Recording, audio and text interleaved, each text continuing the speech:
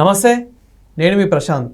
AP గత ప్రభుత్వంలో అతి పెద్దగా లిక్కర్ స్కామ్ అయితే జరిగింది అంటూ ఇప్పుడున్న కూటమి ప్రభుత్వం అయితే ఆరోపిస్తున్నారు. ఇంతకీ అసలు ఎన్ని వేల కోట్లు స్కామ్ జరిగింది? సో దీని గురించి అయితే మాట్లాడేందుకు ప్రస్తుతం మనతో పాటు సీనియర్ జర్నలిస్ట్ దుర్గా కుమార్ గారు ఉన్నారు. నమస్తే సార్. నమస్కారం ప్రశాంత్, మన వీక్షకులకు కూడా. సార్, ఏపీ గత ప్రభుత్వంలో అయితే కొన్ని వేల కోట్లు లిక్కర్ స్కామ్ అయితే జరిగింది అంటూ ఇప్పుడైతే బయటపడుతున్నాయి. ఇంతకు అసలు ఏం జరిగింది, దీని వెనకాల కూడా ఎవరెవరు ఉన్నారు? ఇది ఆంధ్రప్రదేశ్లో జరిగిన మద్యం కుంభకోణం అనేది రాష్ట్ర స్థాయి కుంభకోణం కాదు, అది జాతీయ స్థాయి కుంభకోణం.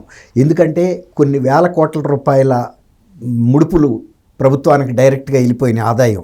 5 సంవత్సరాల పాటు మద్యాన్ని నిషేధిస్తానని జగన్మోహన్ రెడ్డి గారు హామీ ఇచ్చి సంపూర్ణ మద్యపానం కనుక చేయకపోతే అసలు నేను వచ్చి మిమ్మల్ని ఓట్లే అడగనన్న పెద్ద మనిషి అసలు సంపూర్ణ మద్యపాన నిషేధం చేయకపోగా మద్యం ఆదాయమే భారీగా వచ్చేలాగా చూసుకుని కనీసం 16 నుంచి 20 వేల కోట్ల రూపాయలు ప్రభుత్వానికి కాకుండా తను వ్యక్తిగతంగా వెళ్ళిపోయింది అనేది ఒక అంచనా. ఇవాళ ఒక ఆడిట్ రిపోర్టు, కాన్ఫిడెన్షియల్ రిపోర్టు సీఎంఓకి అందింది. సీఎంఓ దీని మీద చాలా భారీ కసరత్తు చేస్తుంది. ఎందుకంటే ఢిల్లీలో కొన్ని 100 కోట్ల రూపాయలే, మహా అంటే 100 కోట్ల రూపాయల స్కామే ఢిల్లీ ప్రభుత్వాన్ని కుదిపేసింది, ఢిల్లీ ప్రభుత్వాన్ని పడగొట్టేసింది. తర్వాత దాంట్లోనే తెలంగాణకు చెందినటువంటి ఆనాటి సీఎం కుమార్తె, ఆయన సీఎంగా ఉండగానే కవిత కూడా అరెస్ట్ అవ్వటం, దాదాపు 3 నెలల పాటు కూడా ఆమె జైల్లో నుంచి బయటకు రాలేని పరిస్థితి. 100 కోట్ల కుంభకోణమే ఆ స్థాయిలో, జాతీయ స్థాయిలో మారుమోగిపోయినప్పుడు ఇంకొక విషయం ఇక్కడ మనం ఏం గుర్తుపెట్టుకోవాలంటే, ప్రధాని మోడీ గారు ఎన్నికల ప్రచారానికి వచ్చినప్పుడు కూటమి ప్రభుత్వం తరఫున ఆయన చెప్పాడు, ఆంధ్రప్రదేశ్లో మద్యంలో జరిగినటువంటి కుంభకోణం జాతీయ స్థాయి కుంభకోణం అని చెప్పాడు.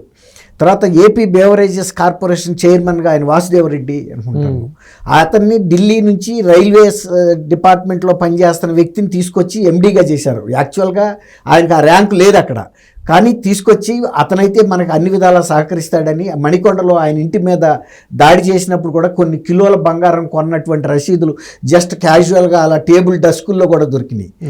అప్పుడు కూడా ఆయన చెప్పింది ఏంటంటే, నేనేదో పైన తిన్నాను, అసలదంతా ఆళ్ళకే వెళ్ళింది, నేను నా మాత్రమేనని కూడా ఆయన సిఐడి ముందు వాంగ్మూలం కూడా ఇచ్చాడని చెబుతున్నారు. తర్వాత దీని మీద ఆంధ్రప్రదేశ్ ప్రభుత్వం సిట్ వేసింది. ఇప్పుడు ఈ సిట్ అధికారులు కూడా ఇవాళ ఒక అంచనాకి 16,000 కోట్ల రూపాయలకి తక్కువ కాకుండా జరిగిందనేది ఒక రిపోర్ట్ వచ్చింది. ఇప్పుడు సిఐడి అధికారులు కూడా దీని మీద కూర్చుని ఎక్కడెక్కడ జరిగింది, నిన్న మొన్న కూడా కొన్ని డిపోల మీద చర్చ జరిగింది. వరప్రసాద్ రెడ్డి అనే ఒక వ్యక్తి తను లైసెన్స్ అయిపోయిన తర్వాత కూడా 4 నెలల పాటు తను మద్యం దుకాణాలని నిర్వహించినట్టు కూడా కొన్ని కనుగొన్నారు. అంటే అప్పటికి అతను లైసెన్స్ అయిపోయిన తర్వాత ఒక్క రోజు కూడా నడపడానికి వీల్లేదు. మద్య పర్మిట్ ఎప్పటికైతే ఉందో ఆ రోజుతో బంద్ చేసేయాలి అమ్మకాలు కానీ ఆ షాపు కానీ అనధికారికంగా అమ్ముకున్నారు. ఇంకొకటి ఏంటంటే ప్రశాంత్ గారు, ఇక్కడ మనం గమనించాల్సింది, అన్ని వేల కోట్ల రూపాయల స్కామే జరిగిందంటే దాదాపు ఒక 60,000 కోట్ల రూపాయలు ప్రతి ఏటా బిజినెస్ జరుగుతుంది మద్యం మీద అనేది ఒక అంచనా తేలిపోయింది. ఎక్కడి నుంచి బేవరేజెస్ కార్పొరేషన్ నుంచి డిస్టిలరీస్ నుంచి ఏపీ బేవరేజెస్ తీసుకోవటం, అక్కడ కూడా డిస్టిలరీస్ అన్నీ కూడా వీళ్ళకి సంబంధించిన వ్యక్తులే పెట్టారు. అక్కడ కూడా ఎక్కువ ప్రొడక్షన్ కాస్ట్ కన్నా కూడా 3 రేట్ ఇచ్చుకున్నారు. కొన్న తర్వాత దాన్ని మళ్ళీ రీటైల్గా అమ్మేటప్పుడు ప్రభుత్వమే ఎక్కువ రేటుకి అమ్మింది. సామాన్యంగా ప్రభుత్వ లావాదేవీలు అన్నీ కూడా డిజిటల్ ట్రాన్సాక్షన్స్ జరుగుతాయి. వీళ్ళు వాళ్ళకి ఇచ్చేవి కానీ తర్వాత డిస్టిలరీస్కి ఇచ్చేది. బెవరేజెస్ కార్పొరేషన్ ప్రైవేట్ వ్యవస్థ కాదు, అన్నీ డిజిటల్గా జరగాలి. అట్లాగే వీళ్ళు అమ్మేటప్పుడు కూడా ఇవాళ రేపు అంతా కూడా డిజిటల్గా జరుగుతున్నాయి పేమెంట్స్. మనం ఆకుకూరలు కొనాలన్నా ఫుట్పాత్ మీద డిజిటల్ పేమెంట్ తీసుకుంటున్నారు, కానీ ప్రభుత్వం 99% డిజిటల్ పేమెంట్లు తీసుకోలేదు. ఆ విషయంలో పురంధరేశ్వర్ గారు కూడా దాని మీద కంప్లైంట్ చేసింది. తర్వాత దాన్ని లిక్కర్ని కూడా పంపినప్పుడు కూడా వరస్ట్ నాసి రకం ఉంది, ఇది మనుషుల వినియోగానికి పనికిరాదని కూడా తేలింది. జంగారెడ్డిగూడెం దగ్గర అక్కడ అనేక సార్లు కూడా చనిపోయారు జనం. తర్వాత హాస్పిటల్స్ పాలైన వాళ్ళు కూడా ఎక్కువ మంది కుటుంబాలు ఆర్థికంగా చితికిపోయినాయి, ఆరోగ్యపరంగా కూడా చితికిపోయినాయి. తర్వాత నా అక్క చెల్లెళ్ళ తాళిబొట్లు తెగిపోతున్నాయి పసుపు తాళ్ళని అని చెప్పిన జగన్మోహన్ రెడ్డి గారు ఆయన టైంలోనే ఎక్కువ మద్యపానానికి సంబంధించిన నాసిరకం మద్య తాగి కూడా అనారోగ్యం పాలయ్యారు, చచ్చిపోయారు. వితంతు పెన్షన్లకి అప్లికేషన్లు కూడా, దరఖాస్తులు కూడా అప్పుడు పెరిగినాయి. ఇవన్నీ కూడా మనకి ఒక ఉదాహరణలు మాత్రమే. ఇప్పుడు నిన్న సానా సతీష్, ఇప్పుడు సీఎం రమేష్ కూడా ఈ విషయంలో రాజ్యసభలో ప్రస్తావించారు. దాదాపు 20,000 కోట్ల రూపాయల స్కామ్ జరిగింది మద్య నిషేధం మీద, దీని మీద సిబిఐతో కూడా విచారణ జరిపించాల్సినంత అవసరం ఉంది అని కూడా వాళ్ళు ఒక జాతీయ స్థాయి కుంభకోణంగా జాతి దృష్టికి కూడా తీసుకెళ్లారు. ప్రధానమంత్రి మోడీ గారు కూడా ఇక్కడికి వచ్చినప్పుడు కూడా అదే మాట చెప్పాడు. ఇప్పుడు కాబట్టి ఇవాళ ఈ కుంభకోణం అనేది ఇంత భారీ కుంభకోణం కాబట్టి ఒక సిఐడి వ్యవస్థ దీన్ని పూర్తిగా ఎంక్వైరీ చేయలేని పరిస్థితి కూడా ఉంటుంది. ఎందుకంటే దీని పరిధి చాలా విస్తృతంగా ఉంది. అందువల్ల రాష్ట్ర ప్రభుత్వం సిఐడిలో కూడా సిట్లో కూడా ఇప్పుడు అధికారుల సంఖ్యను పెంచి ఎఫిషియెంట్ అధికారులను పెట్టి మొత్తం ఎంత అవినీతి జరిగింది అనేది ప్రజల ముందు పెట్టాలి. దానికి దోషులైన వ్యక్తులు ఎవరైతే ఉన్నారో బాధ్యులైన వ్యక్తుల్ని డిస్టిలరీస్ యజమానుల నుంచి కూడా రికవరీ కూడా చేయాలి. ఎందుకంటే ఇది ప్రజల సొమ్ము. ఇప్పుడు మొన్న జయలలిత కూడా ఎంతో అవినీతి చేస్తే 44,000 కోట్ల రూపాయల జ్యువెలరీ కానీ ఆస్తులు కానీ పత్రాలు కానీ అవన్నీ కూడా తమిళనాడు ప్రభుత్వానికి దఖలు పడినాయి. అక్కడ హైకోర్టు, కర్ణాటక హైకోర్టులో విచారణ చేసి వాటన్నిటిని జప్తు చేసి అందించారు. అట్లాగే ప్రజా కోశాగారానికి అది జారాలి, ప్రభుత్వ కోశాగారానికి, అప్పుడే న్యాయం జరిగినట్టు.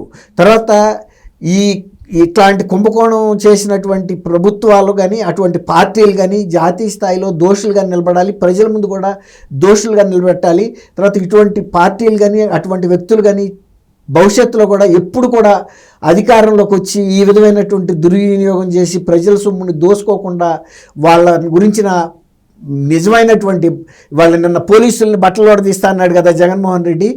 ఈ మద్యం కుంభకోణంలో దోషులను కూడా ప్రజల ముందు బహిరంగ శిక్ష విధించే విధంగా కూడా కూటమి ప్రభుత్వం చర్యలు తీసుకోవాల్సిన అవసరం ఉందని ప్రజలు కోరుతున్నారు. ఎందుకంటే ఈ మద్యం మూలాన నష్టపోయింది కూడా పేద మధ్యతరగతి, బిలో మధ్యతరగతి వాళ్ళు బాగా నష్టపడ్డారు. అంటే గత ప్రభుత్వంలో మనకి ఎక్కువ ఆన్లైన్ ట్రాన్సాక్షన్స్ కాకుండా క్యాష్ రూపంలోనే ట్రాన్సాక్షన్స్ అయ్యాయి. 99.99 ప్రశాంత్ గారు, అది అందరికీ తెలుసు. అప్పుడు వాళ్ళు ఎవరైతే మద్యం తాగారో వాళ్ళే మొత్తుకున్నారు, ఈ మమ్మల్ని డబ్బులు ఎందుకు తీసుకుంటున్నారు, డిజిటల్ రూపంలో ఎందుకు తీసుకోవట్లేదు, అందరి దగ్గర అన్ని సందర్భాల్లో క్యాష్ ఉండదు కదండి, క్రెడిట్ కార్డులు ఉపయోగించుకోవడానికి కూడా ఏమీ అవకాశం లేదు, డెబిట్ కార్డులు కానీ ఏం లేదు. ఇక్కడ 8,000 కోట్ల వరకు స్కామ్ అయిందంటారు సార్. 16 నుంచి 20,000 కోట్లు మినిమం ఉంటుందండి. అది కూడా తక్కువనే నేను అనుకుంటున్నాను. ఎందుకంటే నా ఒక సింపుల్ అంచనా అంటే, ఒక లేమ్యాన్ అంచనా ఏంటంటే 60,000 కోట్లలో 30,000 కోట్ల రూపాయల రకా అనధికారికంగా ప్రభుత్వంలో ఉన్న పెద్దలకు చేరింది అనేది ఒక లెక్క అండి. మీరు 5 సంవత్సరాలు తీసుకోండి, 5 ఆరులు ఎంతండి, 3 లక్షల కోట్లు. 3 లక్షల కోట్లు అంటే ఇందులో అవినీతి జరిగింది దాదాపు 1.5 lakhs crores ఉన్నా కూడా ఆశ్చర్యం లేదు. అంత భారీ కుంభకోణం ఇది. Thank you sir. Thank you Prashant గారు, మన వీక్షకులు కూడా నమస్కారం.